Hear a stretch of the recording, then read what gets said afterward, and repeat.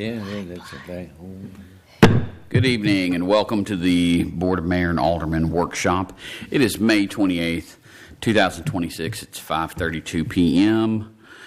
The prayer on Tuesday night will be by someone on the board other than Alderwoman Haas.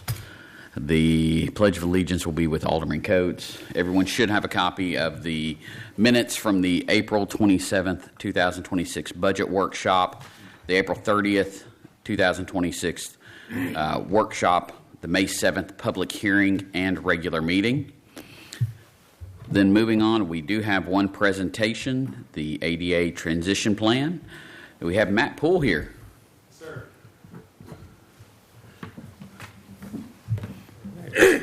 Good evening, Mayor and Alderman. Thank you so much for the opportunity to provide an update to you all tonight on the status of the City of Lavergne's ADA transition plan project. Again, my name is Matt Poole. I'm with Kimley Horn. I served as the consultant team project manager on this project, and we've done a lot of great work with the help of city staff over the past year. We're kind of here at the tail end of the project and wanted to provide an update to you all tonight on the work that's been done and the next steps. So brief agenda, just quick background on the ADA transition plan and what the goals and objectives are for the project, why the city is required to have this plan in place, the tasks that have been completed to date, the next steps. You're going to transition from the work we've done now towards the implementation phase where the improvements identified will be worked on over many of the coming years. And of course, any questions or comments throughout. But an ADA transition plan, this is the Americans with Disabilities Act. So this is actually a federal law that communities, state and local governments across the country have these plans in place. And the main goal is to improve accessibility for your citizens. So again, this is a civil rights law. We want to ensure equal access, meaning anything that you offer to your public needs to be available and usable by all of your public, whether they're an able-bodied individual or they may use a mobility device or have a disability. And so part of the requirements for this plan are to get active participation from the public, including members of the disability community, and really develop a comprehensive list of barriers to access. So these are things that are out of compliance with the Americans with Disabilities Act, out of compliance with the associated standards. We're going to we have identified all of those elements, and then as part of that, also planning for funding of those improvements and prioritizing those improvements in the future. It's also a TDOT requirement, a federal requirement, but TDOT is implementing it here at the state level to have the ADA transition plan and complete the self-certification process, which has been done. But think of this as your master plan for your community for accessibility. And again, this is a federal requirement to have this plan in place. And so you're now meeting that requirement. They're listed here. The first three are administrative requirements, meaning the city needs to appoint an ADA coordinator, a city staff member who is responsible for coordinating improvements to access broadly across the city, across all departments, and then providing a notice to the public that states that the city understands their responsibilities to the ADA, and also a Title II grievance process. Title II is you as a state and local government, what you offer to your public. This is a process where a member of the public can make a grievance about an ADA issue, and the city has a responsibility to respond within a certain time frame. Excuse me. But the big elements are completing the self-evaluation of all of your programs, policies, and facilities. We'll talk more about those briefly. And then developing a plan to bring all of those elements into compliance over time, including structural changes that may be needed at your facilities. And again, the need to include the opportunity for some public input. And each of these have been done throughout this process. Excuse me.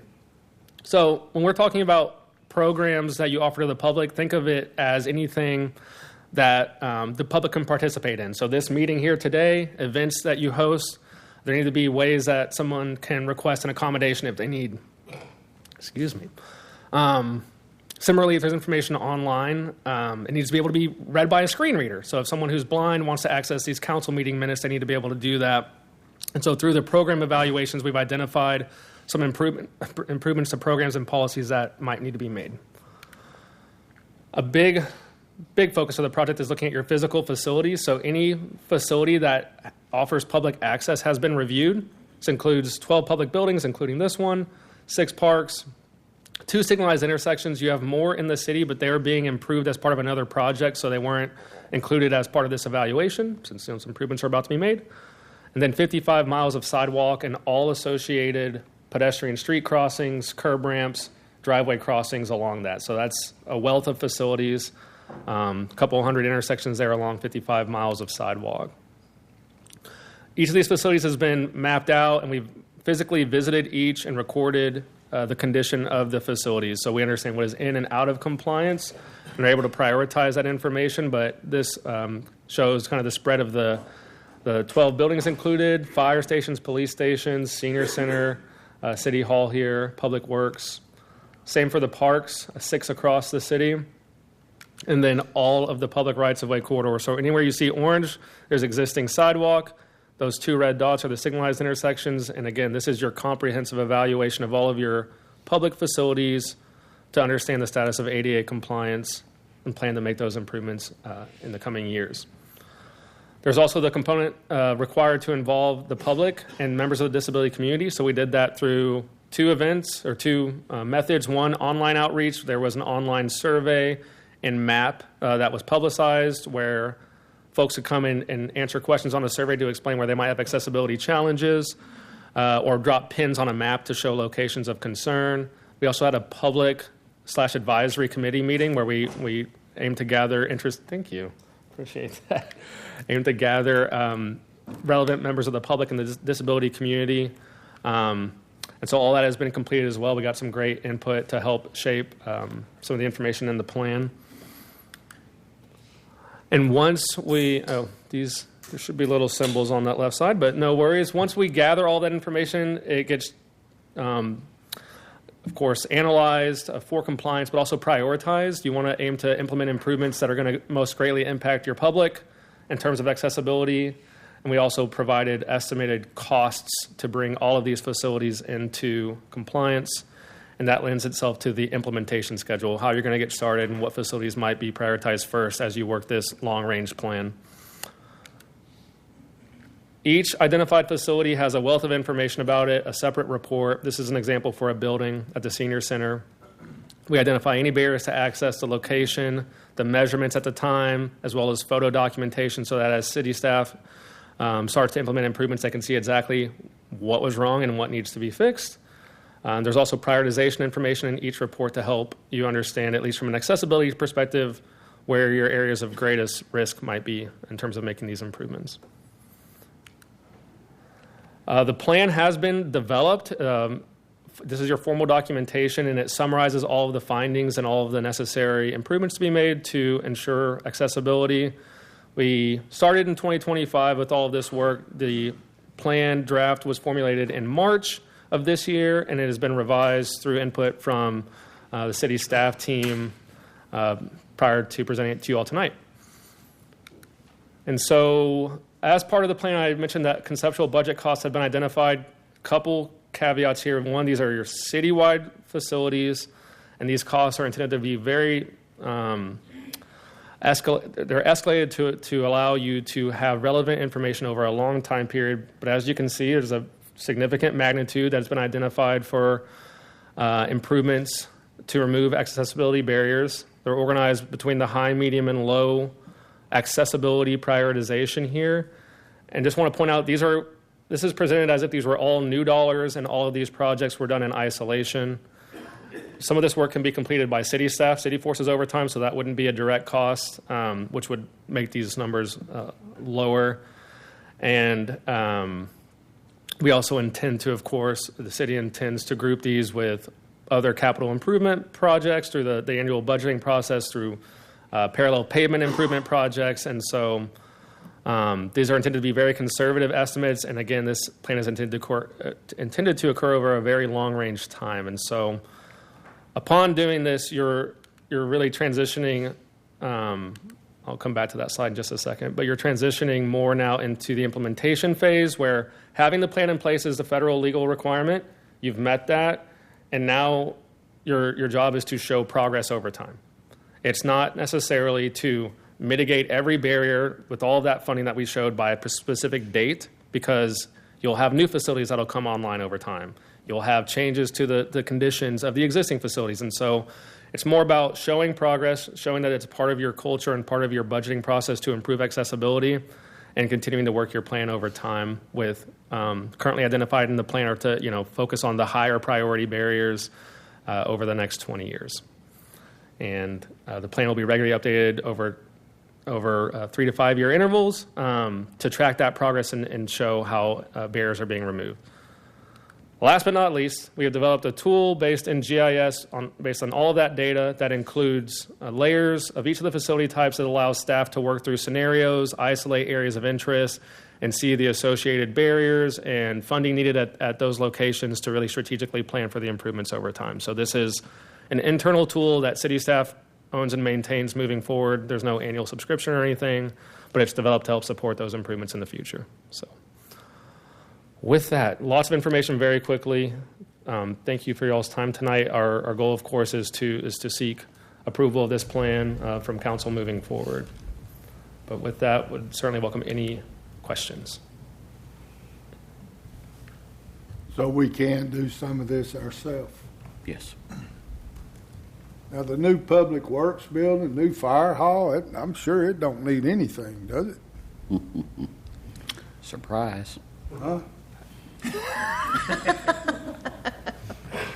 In theory, it should not, but upon evaluation, It does. there were some findings. Yes. The Public Works Building renovation project is adding the stuff we need to add. It was all included. So that our implementation dollars for next year are pretty much handled by the Public Works renovation and the CMAC project. So we have a year before we have to start in the budgeting process, looking line items before this.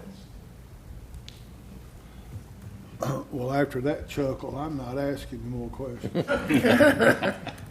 So I seem to remember that there was something about sidewalks on Murfreesboro Road. Is this part of that? That's the or? CMAC grant that Gary was just referencing. Oh. That will address some, but not all of this. Oh, okay. Any other questions? Thank you, Mr. Poole. Thank you all. Have a good evening. You too.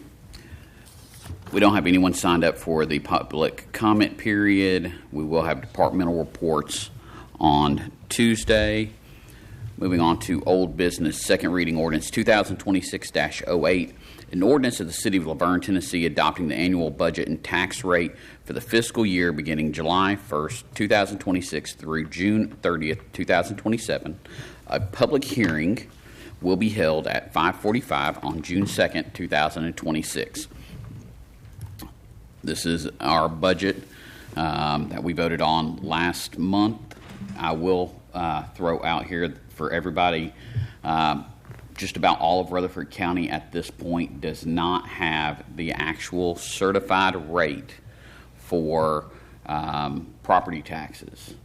And so one thing that we could do if we do not have the certified rate by the meeting is we can either approve the budget and specifically state that we are going with the certified rate, whatever that should be, or we can always defer this and come back and have a special meeting before the end of June. But this is the same problem that Rutherford County has. I was at one of their meetings, one of their budget meetings 2 nights ago for that. Smyrna is running with this as well as Murfreesboro and Eagleville. Does anyone have any questions? What's it take to get that? So the state has to provide the property assessor's office the information, and then the property assessor's office provides that to each of the municipalities. So we're waiting on the state. Yes. Okay. Have we had to do that before? No. Well, not this late. So what happens if it goes past July 1st? As far as the budget or... No, the state not giving us the rate. Bruce? I've not known that ever to happen, so... Yeah, that would be a very rare occasion. I'm sure that the state comptroller's office would make sure that they have their certified numbers back to the property assessor in time. I don't know that time frame yet, but I've never known that to happen in the time that I've been here. So in theory it could. If that were to happen, we didn't have a budget approved by July 1. The current budget basically starts over. So then it'd be more preferred, I would, in my opinion, to go with approving it subject to the rate. And God knows the comptroller and the tax assessor's got a close relationship right now. No comment on that. But we have two options, so we've got that to consider for everyone who will be here Tuesday night. But like Graham said, what if? Would that mean we would go back to last year's and then keep it there, and then we'd have to start all the amendments? That's only if you're talking about if we don't approve the budget as a whole by July 1st. If we, I believe what Alderman Coates was saying was, if we approve the budget with a certified rate, even though we don't know what that certified rate is, then it would just basically Danielle and Wyatt would be sitting there for a while up in the air with what the rate is. But I would surely think we would know before tax season hits, because Ted's office is going to want that information for their own stuff. Because we'll have to print bills and everything, get those sent out by October 1st. So yeah, I'm sure that the rate will be ready by that time. We would be in compliance if we approve our budget before the end of June. It's just what do we put in there as the new property tax rate. So if we change the language to refer to the certified rate as provided by the property assessor, that should be sufficient. So what are we voting on Tuesday night? Well, we're voting on the budget as a whole, and we can either A, vote it down, which would not be preferable to me. B, we could vote it through with the caveat that we are going to go with the certified rate regardless of what the certified rate is, because for city purposes, for our income revenue, the certified rate is neutral for us. We're not, raising that amount. The third option is to defer it as a whole and have a special meeting before the end of June. So can I ask, do we need to defer it if it doesn't come through between now and Tuesday, or do we need to approve it? I think our best option would be to approve it at the certified rate.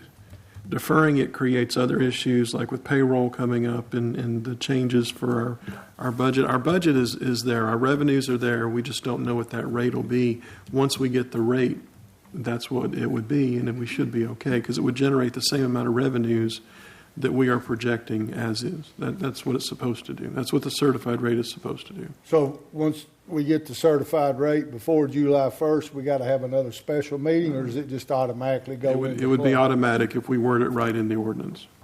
All right. Since we have no change in our property tax, it shouldn't, Correct. Our revenue should be the same pre and post the reappraisal. they should have no reason to change our property tax. Well, they do, because if valuations go up, our rate would come down to match the same amount of revenue. That's what the certified rate is. So, Or the average property owner. yes, and so there would be a little bit of fluctuation both ways for people. But if we're just going with the certified rate, there wouldn't be large-scale changes. If, as an example, if you would have adopted a higher or lower than the certified rate, then people would see larger changes. But the certified rate is, for the city, revenue neutral. Okay. Crystal clear. As mud. Any other questions? Okay, moving on to 6. Second reading ordinance 2026-09, an ordinance to amend chapters 2, 4, 8, and 14 of the Laverne zoning ordinance regarding definitions, planning areas, parking and driveways, and administration and procedures. This received a favorable recommendation from the Planning Commission on March 31st, 2026, and we will also have a public hearing on this we had one on Thursday, May 7th. Does anyone have any questions? Number 7, second reading ordinance 2026-10, an ordinance to amend Title 12, Chapter 6 of the Laverne Municipal Code regarding the residential code. And again, this is second reading. Does anyone have any questions on this? Moving on to the consent agenda. Approve or reject city bids and purchases. Number 1 is the Sourcewell contract purchase for office, break room, and janitorial supplies. Just like it sounds. Does anyone have any questions? Number 2 is a GSA contract purchase, public works, copier lease, and maintenance agreement. Again, it's very easily stated there. Number 3 is an Omnia contract purchase, Flock ALPR camera system from Flock Group Incorporated.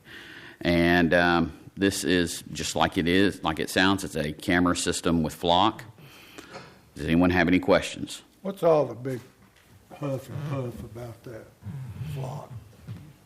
People don't like it taking pictures of them, or see a lot of people. Well, some groups are concerned about privacy issues, but we're not taking photographs of people. We're taking photographs of vehicles and their license plates to determine if they're, stolen vehicles. It goes well beyond a criminal aspect, though. And I'll use a concrete example that happened here in Laverne, where we had a kidnapping of a small child, and a family member took that child to Alabama, and we utilized the Flock system over the last 60 days during our trial period to track that vehicle all the way to Alabama and have Alabama authorities recover that child safely and return it home to mom. So it goes beyond criminal activity. It's public safety. Silver alerts, amber alerts, things like that. So it's really important that we utilize this technology for our community. And we're transitioning from the Record cameras to Flock because over the 60 days, that was a trial period to see if they worked better, and they overwhelmingly did. So these will take place of the LPRs? Yes, we had Record LPRs. These are Flock LPRs. And there's other benefits with Flock, whereas we get access to the national database, which is why we were able to track that vehicle all the way to Alabama. Does anyone have any other questions? And moving on to bid amendment, Centos price increase. And this is, we see this across the board with inflation, but this is a price increase from Centos, and the letter for that is in the packet. Anyone have any questions? Moving on to B, approve a master service agreement and price quote for the G-Works Public Works software. And this is just a piece of software for Public Works. The annual cost is $8,193. And there's a slight increase of $390 per year. This handles as far as managing work orders, fleet management, parts inventory, all of that stuff. Does anyone have any questions? Moving on to C, approve the master services agreement with Needle Inc., DBA Lurian, to transition the emergency call center's administrative call center lines to an artificial intelligence system.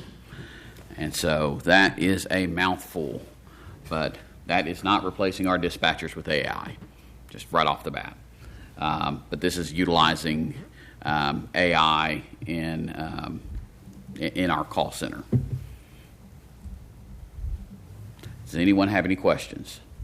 I ain't gonna lie, I read this and read it 2 or 3 times. I don't understand none of that AI stuff. Aaron, can you come up and just kind of explain it? That's why I'm not a dispatcher. Well, we have Aaron here and a representative. She was waiting to be called up. She was jumping at it. I don't know about that. Mayor, Vice Mayor, Board. I actually have a representative from Aurelian here that works in their customer service area that can probably do it more justice than I can in explaining it. Can I call him up? Well, Aaron, real quick, he can come on up, but kind of explain how this is going to impact y'all's workflow and what y'all do, because I know you and I have talked a little bit about it. So right now I have 2 dispatchers on at a time, 24 hours a day. we take about 35,000 admin calls a year, in addition to 10 to 15,000 911 calls. In any given day, we have 5 admin lines that come in, and I'd say we get upwards of 100 spam calls on those lines. And that's not including the other day-to-day business that we do. So putting something into effect on our admin lines will help alleviate that, be able to pay more attention to not only the 911 calls, but also to what our officers and firemen are doing out in the fields. Does everyone understand? Steve, clear as mud for you? No. I'm just being honest. Wes, I'll let you come up. That's why you want to talk about using a hammer. I got you. Good evening. My name is Wes Jones. I lead public safety engagement for Aurelian.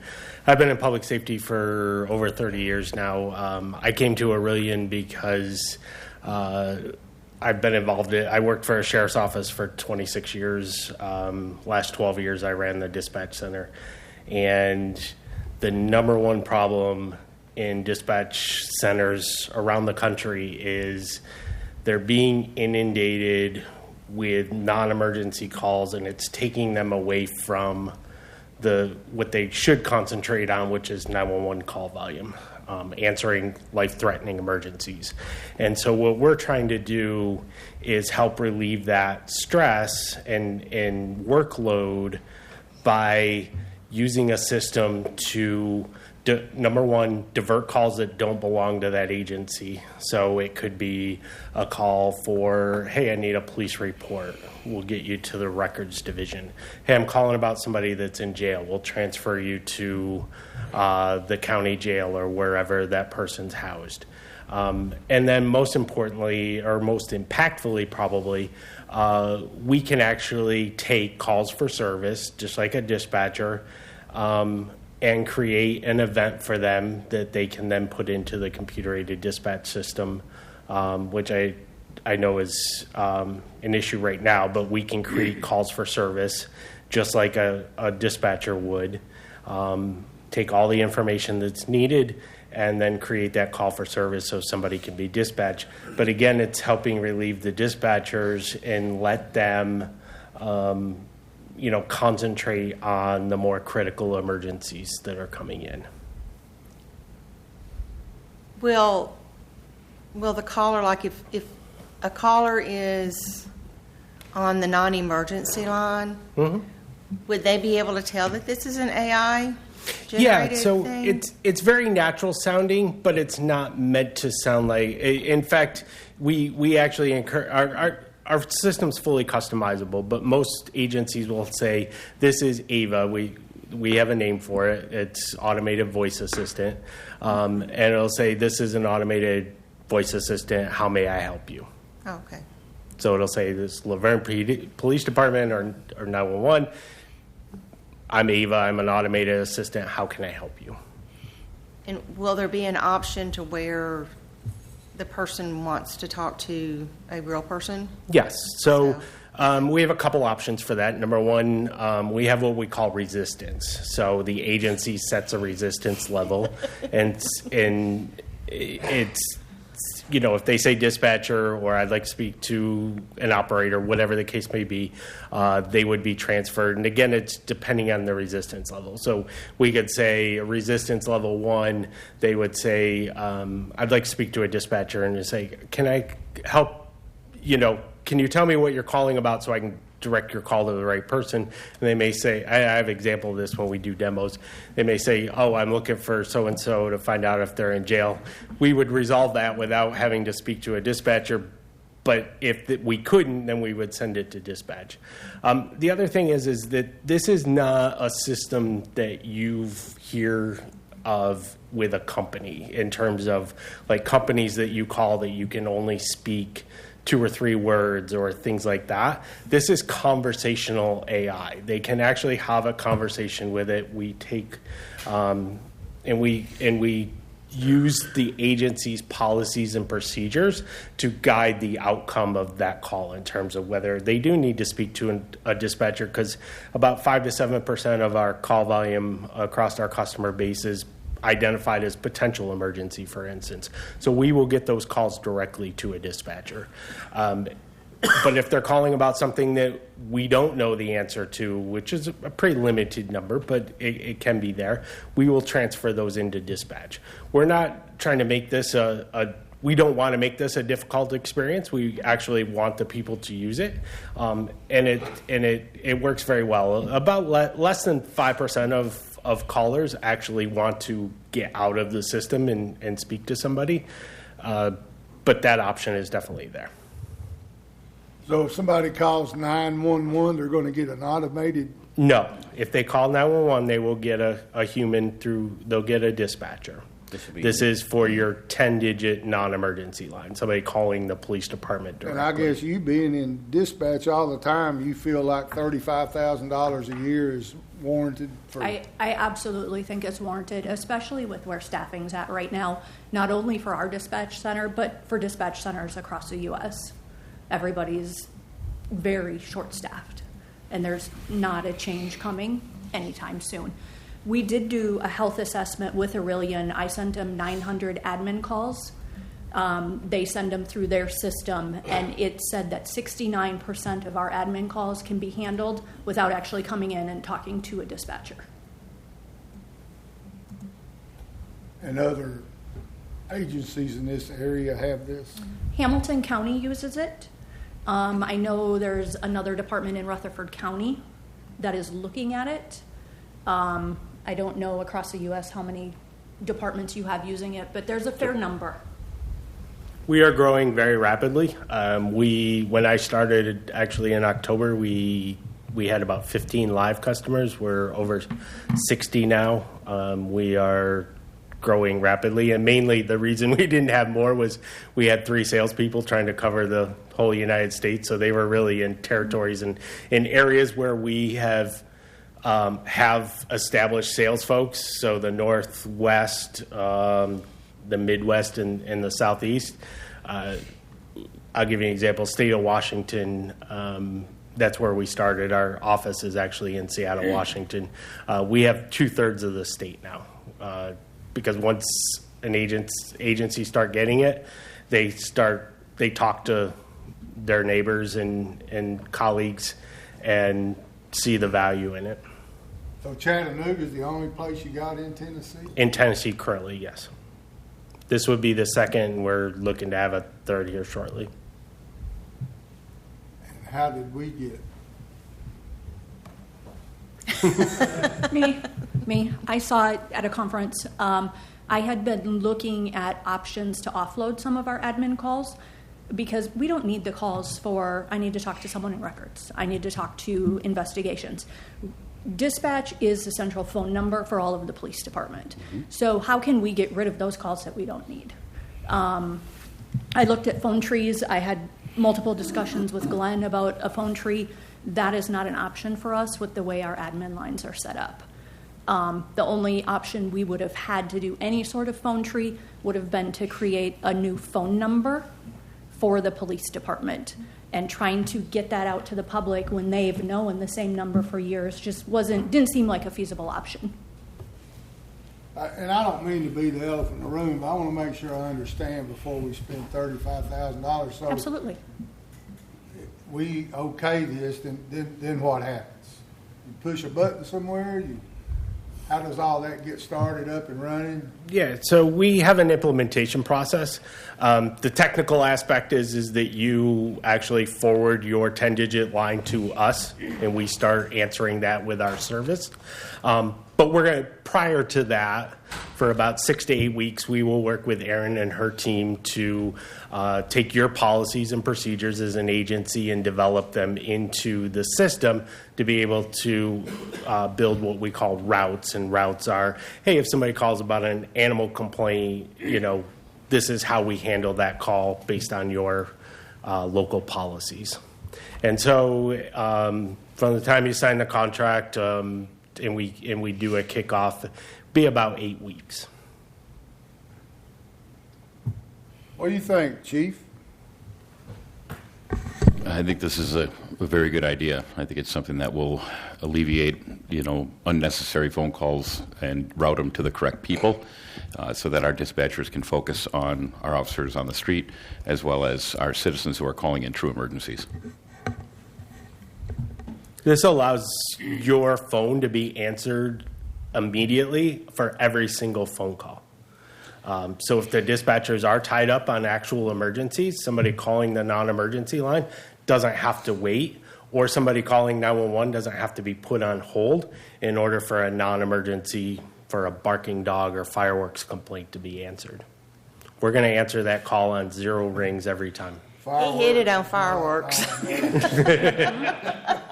It's already starting. This is essentially just bringing in more modernization, which Aaron's been working on with our dispatch. Is this, I know that because of the hack that we had, Glenn is setting up a separate type of system for the police department. Is it going to be compatible with that, or? That's not really. Yeah, it's not tied in with That's not tied in at all with Apples that? and oranges on that. Okay. I can spell IT. Very simply, this is call forwarding. You're going to forward your phone calls to us, basically, to answer. But we can't have it answer, hello, this is Dave. Correct. So the older, It's not, I'm sorry, go ahead, Mayor. I was just going to say the older crowd gets that one. It's not gonna, the people that work in the front office over there, it's not gonna knock anybody out of a job. No. It will. It's not to replace anything or anybody. It's essentially just a tool to help. If anything, this will help people who call into the non-emergency line for non-dispatch issues be able to get routed to the right place in a quicker time frame.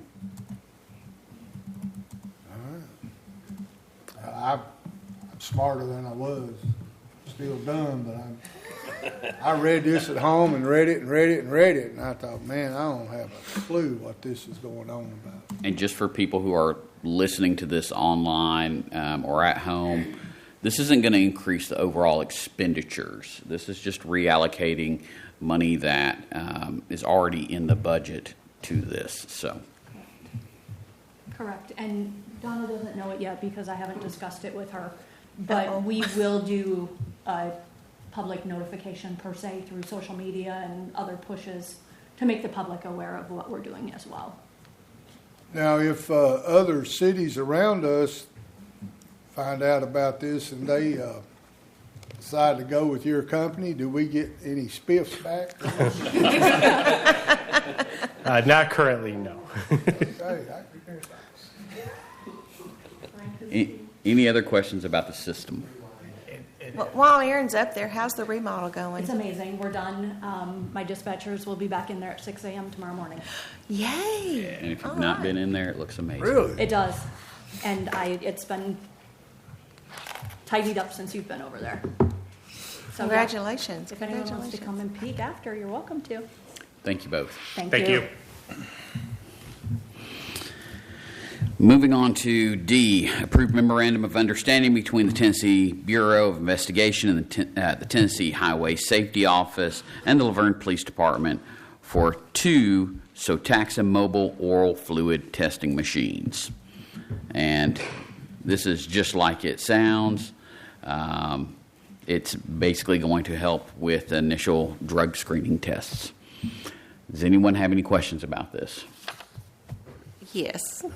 Explain. Okay, so in light of some of the news stories that were coming out about other agencies making some OWI arrests that they were coming back with blood tests of 0, we started looking at different options here to make sure that we were not opening ourselves up to any undue or unnecessary issues of liability with false arrests or anything like that. So this is a program through THP where we can get these saliva tests, and they will test for other illicit narcotics. So if we're also looking at getting some PBTs, which if they blow double zeros on that, well, then we know, okay, it's possibly a narcotics type of operating under the influence situation. And then if they come up double zeros on this, which would take place after the arrest, because they have, That's with what the agreement requires.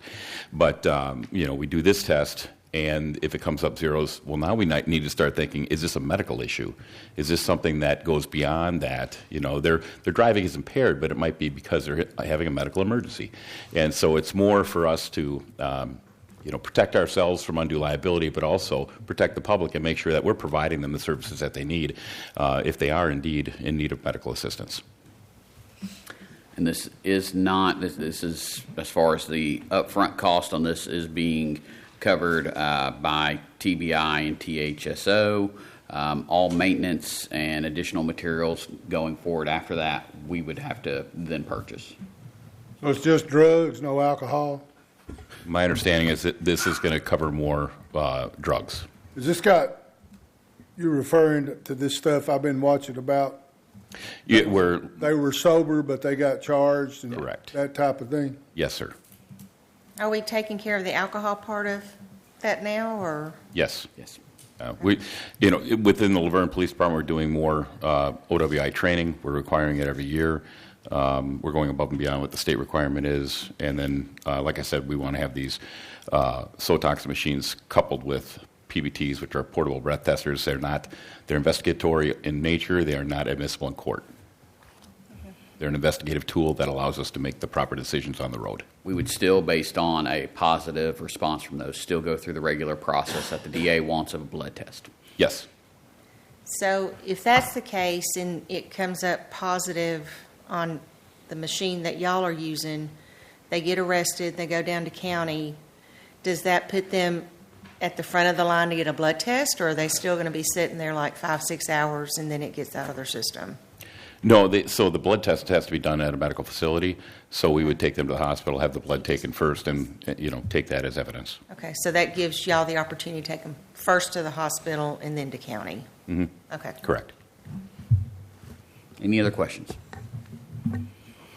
Moving on to E, approved TDOT contract 9646 with the Tennessee Department of Transportation for construction of sewer improvements associated with the TDOT Bain Drive improvements, State Industrial Access Serving Project Bear.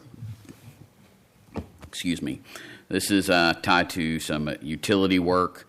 The total for the whole project for this item is $957,215.27.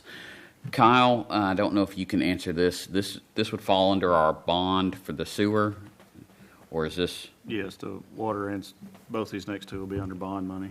Okay. Does anyone have any questions about this? Moving on to E, approved TDOT contract 9653 with the Tennessee Department of Transportation. You read that one. This is the different one. There's two. You were reading, you said E, now you're on F. F. Okay. 9653. You said E. With the Department of Transportation for construction of water improvements associated with the TDOT Bain Drive improvements. And again, this is the contract with them. The deposit on it is $615,408. The total construction cost is $725,648.72. And again, this is all tied to Project Bear, which was icy. And this is improvements to that area, which will be seeing quite a bit of activity soon. Does anyone have any questions? Is that going to mess up the training facility for the fire department? It should not, no. I got you. Yeah. Moving on to G, approve amendment number 3 to the professional service agreement with Johnson, Merriman, and Thompson Incorporated, JMT, for additional right-of-way acquisition services needed for the proposed South Waldron Road widening project. This is just like it sounds. The additional costs, you're looking at $36,300. Does anyone have any questions? Seems like every month we come in here and there's more money added to this. You're going to see as we get closer to construction that's what happens with these, because they're shoring up and they're trying to get it exact to start working. So while we're on this winding of Waldron and stuff, there have been some posts on Facebook, questions about the blue flags and the green flags and stuff like that, and if they could remove them to mow their yard. Please do not remove any flags that have been placed in your yard. Okay. Moving on to H. Approve Amendment Number 7 to the Professional Services Agreement with Reagan Smith Associates for design phase services for the proposed South Waldron Road widening project. And again, this is just like it sounds. This is an increase of $14,925, and it's just addressing some new changes to the conditions around Arbor Ridge and Mission Hills subdivisions. Does anyone have any questions? Going on to I, ratify the approval of a 2-year contract with TDOT for the maintenance of Murfreesboro Road. This is one we do every year just about, but it's a contract with them. It's 2 years instead of 1 year, so we start seeing these a little bit less often, and it's $59,128.92. Does anyone have any questions? J, approve change order number 5 to the Upper Cheney Woods Interceptor Sewer, segments 4 and 3, revised final change order. And the contract with this, it's increased by $57,763.12. And so the final contract now is $5,952,229.80. And so it's a projected increase of less than 1%. Does anyone have any questions? That's another one that comes back ever so often. Well, that's the good thing with that last part of it. Final change order. Right, Kyle? I hope so. As you can see, it says revised final. We just made an error. We made an error on the pay app of subtracting off some materials twice. So this should get it all fixed and should be the final pay app, and the project will be done. That's the key word, is should. Will be done. Kyle's going to personally take care of any other change orders himself. Better be small. K, approve change order number 2 with Avenue Grading, DBA Barlow, Inc. for Waldron Road Sewer Assessment Zone. And this is the sewer assessment zone. It's required due to shipping delays for the new pump station. There's no money impact, so don't worry about that part. I read it. Does anyone have any questions? Moving on to new business. First reading ordinance 2026-11, an ordinance to amend Chapter 14 of the Laverne zoning ordinance regarding administration and procedures. This received a favorable recommendation from the Planning Commission on April 28th, 2026, and we will have a public hearing on this. And this is just essentially reflects changes in state laws since the new zoning ordinance has been adopted. Any questions? Can we get Bo up here to speak on this in detail? Come on up, Bo. Oh, no. Wake up, Bo.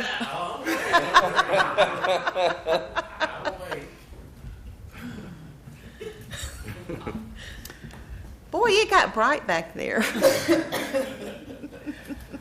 Resolution 2026-17. Approve a land acquisition policy for additional real property interests for South Waldron Road widening project. And this is the same as it's been over the last couple of months that we keep having these. So this just keeps popping up. So does anyone have any questions about it? Moving on to number 11, Resolution 2026-18, a resolution of the City of Laverne Board of Mayor and Aldermen to declare property owned by the city to be surplus to the city's needs and directing disposal. And this is, you've got some Dell and Panasonic tough books. You've got some power supplies. Fire department's got some items. This is pretty standard that we do just about every month. Number 12, Resolution 2026-19, a resolution to write off water department bad debts. Again, this is another item that we do each year. Total amount is $129,487.85 in uncollectible bad debts. I would say please make sure you go through this, everybody. If you know anyone on there, please reach out to them and have them get in touch with Allison and her team. We run into this just about every year where there's one or two that before we do this wind up getting in touch and making a payment. So please take a few minutes and just go through it. Have these gone through collection and stuff, or do we? They should have. If it has Fox, there's a row that says collection, so if it has Fox next to it, it has. And the bulk of them do. And lien on a property or anything like that? Lien on property or anything like that? Not for that, no, ma'am. Not for that? Any other questions? Moving on to Resolution 2026-20, a resolution to authorize the quit claim of real property to the Industrial Development Board for the City of Laverne. And Evan, do you got something new with this, or? Mayor, there is. The original reason for having this on the agenda no longer exists, and so with your permission, that can be pulled from the agenda. Okay. Bruce, can you take care of that by the actual board meeting? Yes, sir. Thank you. With that, we're going to move on to Mayor and Alderman comments. Alderman Coates. Nothing this evening. Alderwoman Huss. Everybody have a great weekend. Vice Mayor, no. Got nothing. Okay. Well, call this meeting adjourned.